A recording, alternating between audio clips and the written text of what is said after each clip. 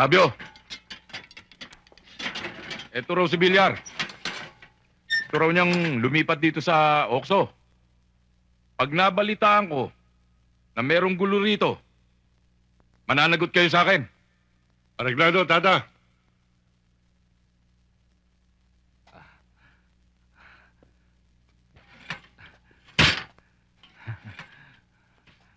Kosa. Anong kosa?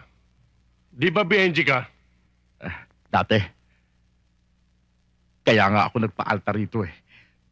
Hindi ko gusto patakaran nila. Tsaka, galit ako kay Rudy Puentes. Bakit? Ang patakaran ba namin kaya mo? Gagawin ko. Hoy, Villar. Kilala ka namin.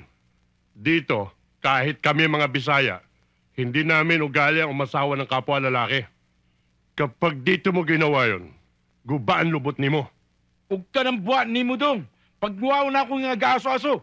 Villar, kung ikaw ay pinadala ng BNG rito, para trisyonin kami, nagkakamali ka. Totoo yon. Kami mga Okso, palabang kami. Alalahanin mo, Villar, kaming mga Bisaya, kapag kumakain kami na atay, tinuod na, tilaw eh.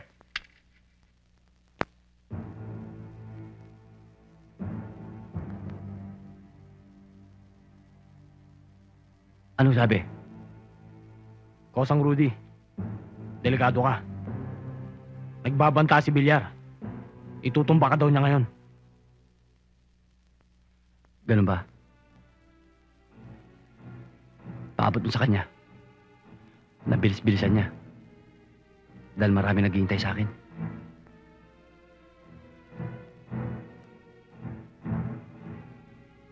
Ano sinasabi?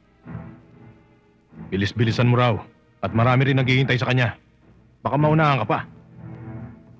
Kapag naunahan ko siya, sabihin mong kakatayin ko siyang parang baboy.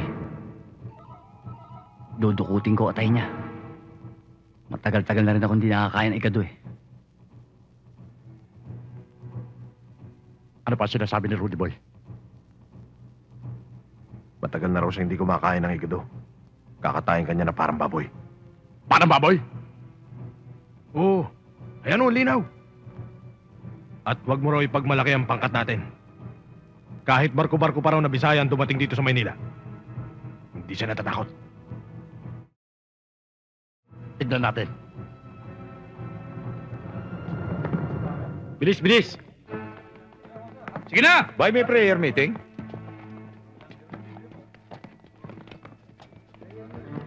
Bilisan mo!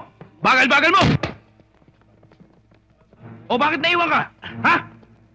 Tata, baka pwedeng ako na lang mag-isa rito mag-prayer meeting.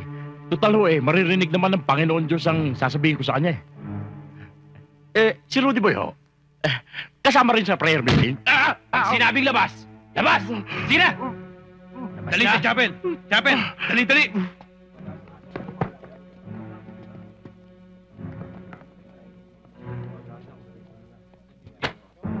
Opo, pare! Ako muna, pare! Ako una! Huwag na rin mag-away! Ang bihira ka Sabi naman! na ako sa'yo eh! Minsan mo ako eh! Hindi! Kulang ka talaga, pare! Ay, kilala ako muna mauna eh!